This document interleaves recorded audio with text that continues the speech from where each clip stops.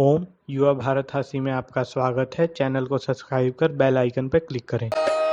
नरोहित आहार विहार सेवी समीक्षकारी विषये स्वसप्तः दाता समः सत्यपरः क्षमावान् आप्तोपसेवी च भवत्यरोगः।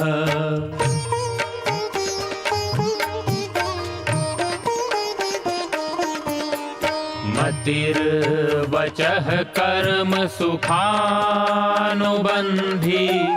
सत्वं विधेयं विशदा च बुद्धिः ज्ञानं तपः तत्परता च योगे यस्यास्ति तं नानुतपन्ति रोगाः।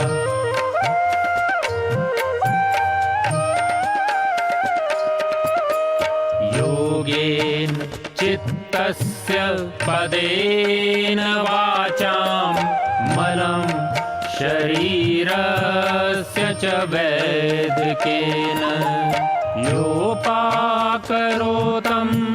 प्रवरं मुनीनां पतञ्जलिं प्राञ्जलिरानतोऽस्मि पतञ्जलिं प्राञ्जलिरानतोऽस्मि पतञ्जलिं प्राञ्जलिरानतोऽस्मि।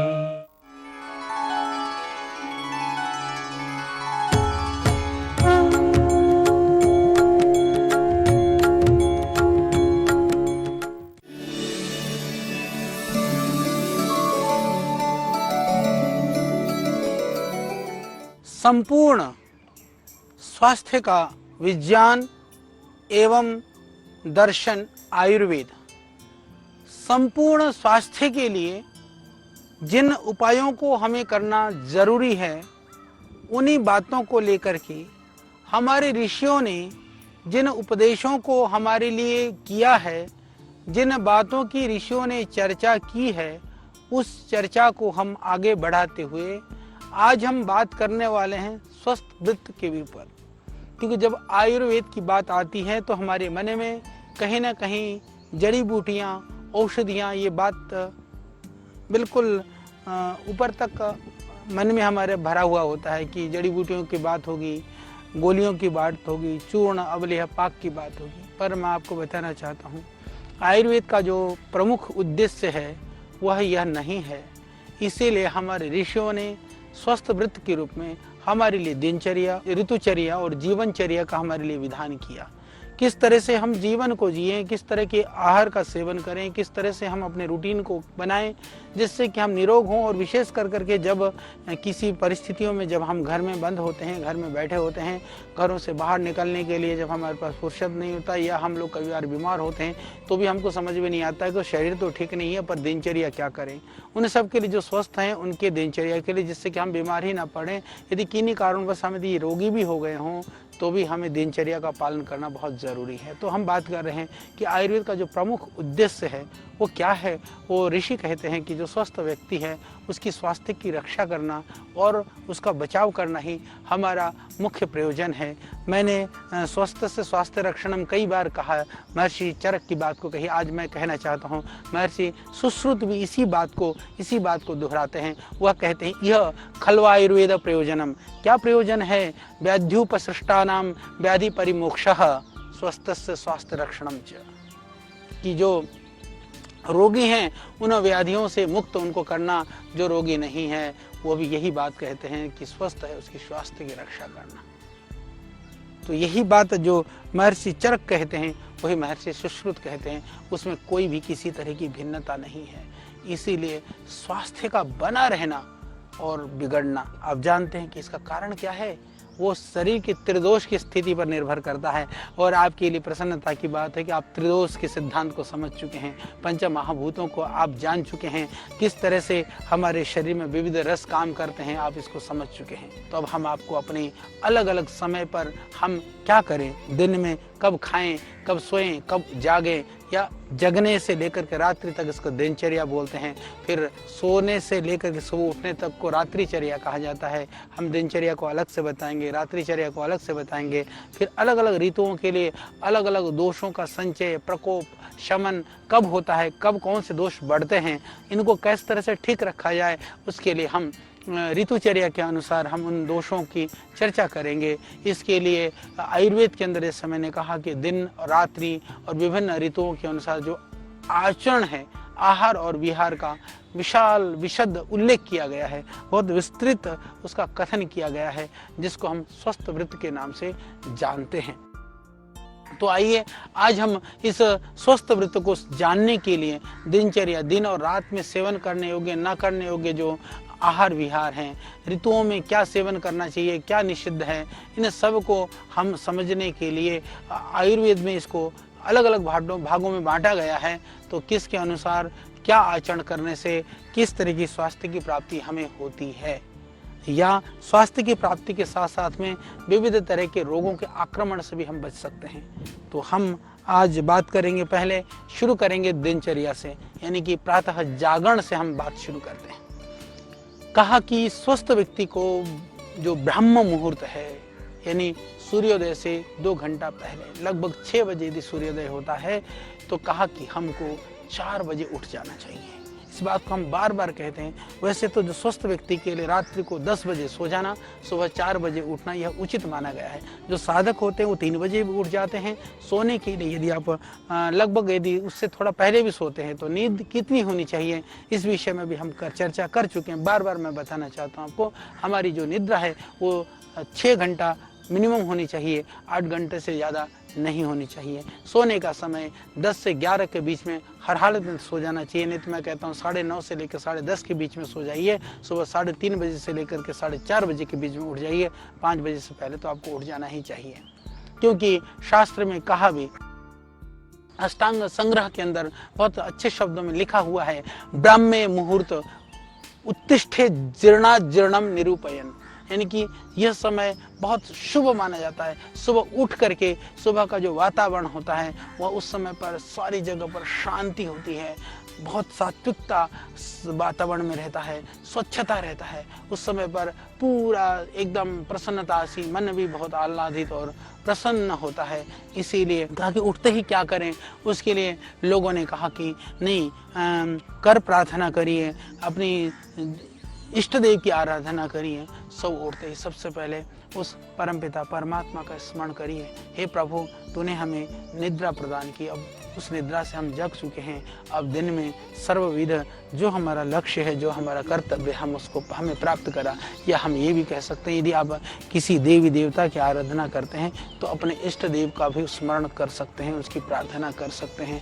नहीं तो प्रभु का स्मरण करिए। सुबह उठते बिस्तर में ही आप अपने कर दर्शन करिए, यहाँ पर सुबह का संकल्प करिए और आप गायत्री मंत्र का स्मरण करिए, उच्चारण करिए, भगवान का नाम उच्चारण करिए। इसके बाद में आप उस समय पर महसूस करेंगे कि आपके साथ है वो जो दिव्य शक्ति है, जिसको आपको शयन में भी, निद्रा में भी जो आपको साथ दे रहा था, जो शक्ति आपके साथ थी, उस शक्ति का आपको अनुभव होने लगेगा। फिर सुबह उठते ही इससे मानसिक शांति, एकदम आप शांति से भर जाएंगे, प्रसन्नता बनी रहेगी। सच कहिए उस समय पर मन जो है बहुत तरोताज़ा रहता है, बुद्धि सब बहुत ही शांत होता है, बहुत शांति में होती है और थकान भी नहीं होती है सुबह उठते समय। तो यह स्मरण बना रहता है। और उसके बाद में हमको क्या करना है, प्रातःकाल उठ करके जो नित्य कर्म हमको करने हैं, उन नित्य कर्मों के विषय में हम बात करेंगे। हम सब जानते हैं कि सुबह उठ करके आपको कुल्ला करना है, शौच करना है, स्नान करना है, योग अभ्यास करना है, व्यायाम करना है। ये सब नित्य कर्म हमको करने होते हैं। सुबह जल्दी उठ जाते हैं तो इन सब चीज़ों के लिए भी हमको पर्याप्त समय मिल जाता है। जो लेट उठते हैं, पहले तो पेट साफ होता नहीं, स्वभाव चिड़चिड़ा होता है, तो मन में मन नहीं लगता है, फिर जाने की काम की जल्दी होती है तो सब कुछ अस्त व्यस्त हो जाता है। तो इसीलिए कहा कि सुबह जो जल्दी उठते हैं उनको रोग भी नहीं होते हैं, आयु की रक्षा भी होती है और प्रातःकाल उठ करके जो दिन भर के कार्यों की योजना बना लेता है तो ठीक समय पर उत्तम रीति से उन कार्य को कर पाता है। तो इसीलिए बहुत ज़रूरी है कि प्रातःकाल सही समय पर उठें, आनंदित होकर के उठें, निद्रा पूरी लें। इन सब विषयों पर हम आपको बहुत ही सरलता के साथ में, बहुत आनंद के साथ में और प्रामाणिकता के साथ में बताने का प्रयास करेंगे। तो सुबह उठते ही क्या करें? हमने कहा कि सुबह उठते ही परमपिता परमात्मा का स्मरण करिए।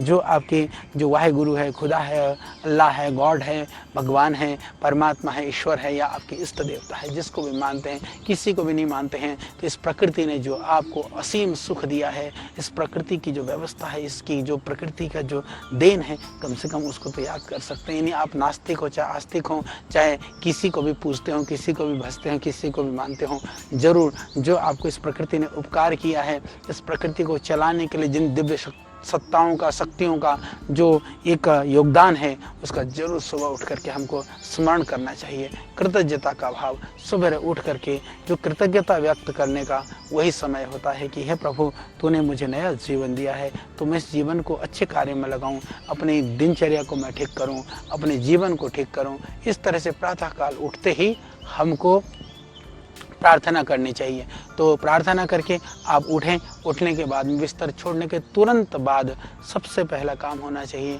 आप स्वच्छ जल के साथ मुख धोएं। जैसे बहुत सर्दी का मौसम है तो सर्दी के मौसम में आप थोड़ा गुनगुने पानी से धो सकते हैं, अन्यथा जो नॉर्मल पानी है उसको धोएं। तो इससे पूरा जो चेहरे पर जो थकावट होती है, जो गंदगी होती है या चेहरे के ऊपर जो एक सुस्ती होती है, वो दूर होकर के पूरी ताजगी मिलती है। तो इसमें जैसे पूरा आप अच्छी तरह से मुंह को धोएं और सर्दी में जैसे मैंने कहा गुनगुने पानी से भी धो सकते हैं। धो करके मुंह में पानी भर करके अच्छी तरह से मुंह में पानी भरिए, आंखों में छींटे दीजिए। यदि आप 2 मिनट तक आंखों में छींटे देते हैं तो उससे जो आंखों की रोशनी है वो बढ़ती है, आंखों का तेज बढ़ता है, आंखों के रोग होने से आप बचते हैं। इसके अतिरिक्त मुंह को जब अच्छी तरह से आप धोते हैं तो इससे जो आपके मुख के अंदर के जो भी मल वगैरह हैं वो भी निकलते हैं। थोड़ा सा कुल्ला करके, थोड़ा सा जोर लगा करके, थोड़ा नाक साफ कर करके उस सब को मल को भी आप बाहर निकाल लें। तो जब सुबह मुंह धो करके फिर उसके बाद में आप थोड़ा कुल्ला भी करिए, उसके बाद में आप खाली पेट जल पीजिए। कई लोग कहते हैं कि सुबह बिना कुल्ला करें, नेड़ा मुंह बोले खाली पेट पानी पीना चाहिए। खाली पेट का तात्पर्य ये नहीं कि सारी मुंह की गंदगी में, हाँ हालांकि इसमें बहुत तरह के एंजाइम्स के साथ में बहुत तरह के बैक्टीरिया भी होते हैं। कोई ज़रूरी नहीं है पेट साफ करने के लिए बैक्टीरिया को पेट में लेना। आप कुल्ला कर करके, हाँ ब्रश आदि करने की ज़रूरत नहीं है। सामान्य कुल्ला करने से जो ज़्यादा जो मल है, जो बासी जो मुंह है, वो गंदगी साफ हो जाती है। उसके बाद में आप खाली पेट जल पिएं।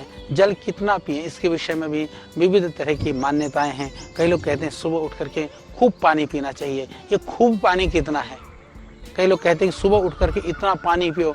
हमने देखा कई लोगों को सुबह उठ करके इतना पानी पी जाते हैं कि पेट बिल्कुल मटके की तरह फूल जाता है। और फिर उनसे हमने कई लोगों को पूछा, वो तो पेट ही बढ़ गया। हमने पूछा भी ऐसा क्यों कर रहे हो? उन्होंने कहा कि सुबह उठ करके हमको पानी पीने के लिए कहा गया था, हमने खूब पानी पिया। भाई पानी खूब नहीं पीना है, पानी कितना पीना है जितना आपका शरीर आपको कहे। यानी कितना कहता है शरीर, मैं आपको बताना चाहता हूँ।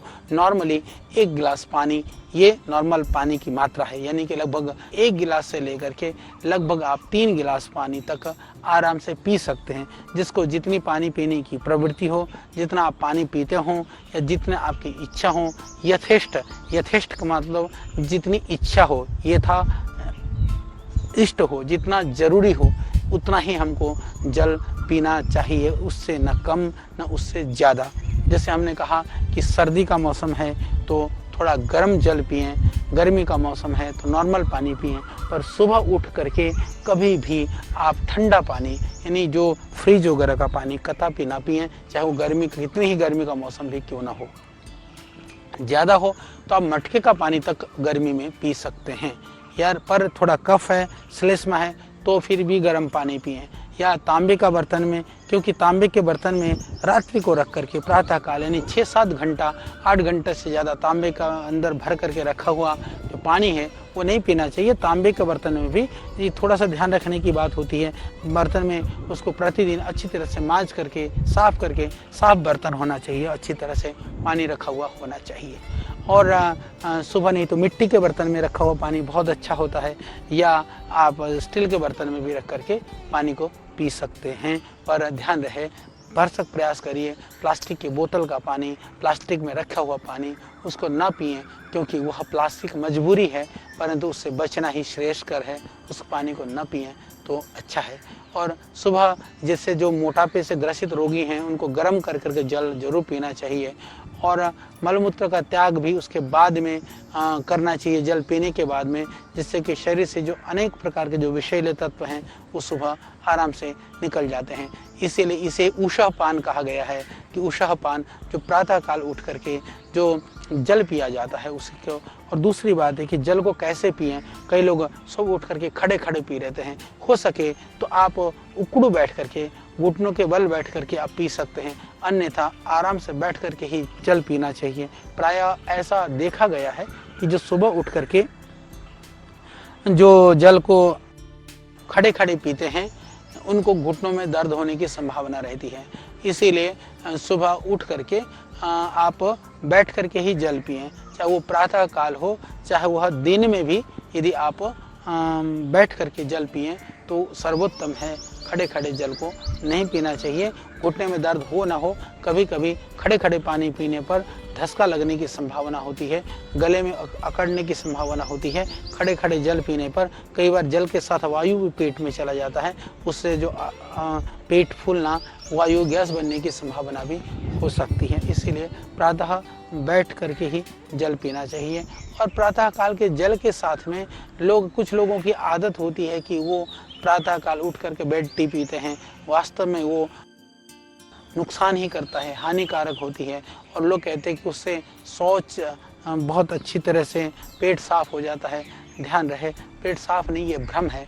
आप गर्म पानी को पीजिए, वो आंतें चाय पेट में जा करके आंतों को उत्तेजित कर करके थोड़ा मल को निकालने में तो थोड़ा हेल्प कर लेता है शुरू में, परंतु वो गर्म चाय वस्तुतः गर्म होने के कारण से ऐसा होता है, परंतु कुछ दिनों के बाद में फिर वो जहाँ के तहाँ चीज़ें हो जाती हैं। इसीलिए चाय पी करके पेट साफ करने के नहीं, गर्म पानी पी करके।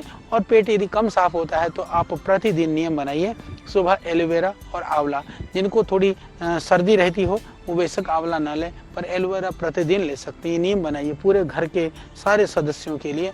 बड़े सदस्य के लगभग 20 ml, छोटों के लिए 10 ml एलोवेरा, इतना ही आंवला, यानी स्वास्थ्य की ये 2 घूंट सबको करेंगे सूट। हम पतंजलि में, क्योंकि वो आंवला भी एलोवेरा भी शुद्ध है, आप उन दोनों जूस को लेकर के मिला करके गर्म पानी मिला कर, उसी में गर्म पानी मिला दीजिए, थोड़ा ज़्यादा गर्म पानी मिला लीजिए, तो उसकी जो थोड़ी सी आंवले में कसेलापन होता है वो भी नहीं रहेगा।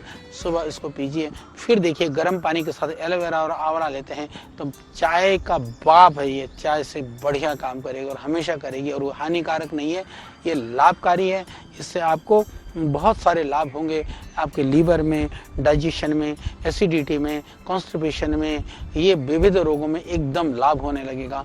इसीलिए जरूरी है उसको पिएं। और कुछ लोग तो बहुत अद्भुत काम करते हैं। अद्भुत काम ये कि सुबह उठते ही एकदम सुलगा लेते हैं, कोई बीड़ी पी रहा है, कोई सिगरेट पी रहा है, और उनसे पूछो भाई से कि भाई ये बीड़ी सिगरेट क्यों? पर बोलो बीड़ी से ना पूरा एकदम अच्छा प्रेशर बनता है। सदैव स्वामी जी इसके लिए एक बड़ा मजाक करते हैं, मैं उन्हीं के नाम से ये बात कहना चाहूँगा। बोले जो भैंस है गांव में, घर में जो गाय हैं बड़ी बड़ी, वो 4-4 किलो का जो चोथ है ना, जो गोबर करती है, क्या वो कोई बीड़ी पी करके करती है क्या? ये सोचने की बात है। क्या जो बीड़ी नहीं पीते उनका पेट साफ नहीं होता है क्या? ये भ्रम है। हम लोगों ने इस तरह की एक मनगढ़ंत कल्पनाएं कर ली है कि बीड़ी पीऊँगा तो पेट साफ हो जाएगा, चाय पीऊँगा तो ठीक से लैट्रिन होगी। भाई साहब, जो गलत आश्रय है वो कभी सुखदायी नहीं होता है, वो गलत आश्रय हमेशा दुखदायी होता है। यदि गलती से ही सही आपने गलत आश्रय लिया है, उसको छोड़ दीजिए। जब अब आपको पता चल गया कि वो गलत आश्रय है, बिल्कुल कतई भी सुबह उठ करके चाय और कॉफ़ी नहीं पीना है। सुबह उठ करके बीड़ी सिगरेट तो कभी नहीं पीना है, चाय कॉफ़ी भी छोड़ देना है। यदि पीना भी पड़े तो सुबह खाली पेट बिल्कुल मत पीना। सुबह काढ़ा पीजिए, गिलोय का काढ़ा पीजिए, आप तुलसी का काढ़ा पीजिए। गर्म पानी में आप थोड़ा अदरक डाल करके या गर्म पानी के अंदर में थोड़ा नींबू शहद डाल करके पीजिए। ये पीने की चीज़ है। सुबह आंवला एलोवेरा पीजिए, ये पीने की चीज़ है। क्योंकि जो कैफीन होता है ना, ये बहुत खतरनाक है आमाशय के लिए, आंतों के लिए बहुत गलत प्रभाव डालता है। तो ये इसको जो है, इसको आप इससे कभी भी बचिए। इनका कभी भी सेवन मत करिए। हाँ, यदि ठंडे जल का सेवन करते हैं तो ये कुप्रभाव तो नहीं डालता है, पर जिसको जो शीतल जल, नॉर्मल जल पीने से सुबह, पर जिसको खांसी है, जुकाम है, गला खराब है, ऐसे लोगों को जरूर सुबह गर्म पानी ही पीना चाहिए। ये बात हो गई सुबह उठ करके मुंह धोना, पानी पीना, किस तरह से पीना, क्या नहीं पीना। बातें छोटी छोटी हैं, पर इन्हीं बातों से हमारा जीवन बना है, इन्हीं बातों पर हमारा जीवन निर्भर करता है। इसीलिए इन बातों को सहज रूप से हम आपको बताने का प्रयास कर रहे हैं। फिर इसके बाद होता है मल त्याग। उसके बाद ही पानी पी करके, किसी को इतना प्रेशर लगा होता है कि उठते ही भाई साहब भूल जाते हैं पानी भी पीना, और खटाखट जाकर धड़ाधड़ साफ हो जाता है। तो ध्यान रहे, यदि तेज प्रेशर है तो उठते ही यदि रोका जाने लायक भी प्रेशर नहीं है तो समझ लीजिए कि कुछ तो मामला गड़बड़ है, वहाँ भी गड़बड़ है।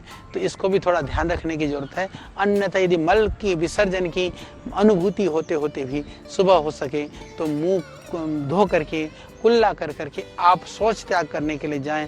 यदि किन्हीं कारण से रुका ही नहीं जाता है तो मल त्याग आप कर लेते हैं, तो मल त्याग करने के बाद 5-10 मिनट रुक करके ही पानी पिएं, क्योंकि तुरंत मल त्याग करके आते ही एकदम पानी पर चढ़ाई ना करें, ये बहुत ज़रूरी है। यानी पानी पीते ही शौच करने के लिए आप जा सकते हैं, शौच करके आते ही तुरंत पानी ना पिएं।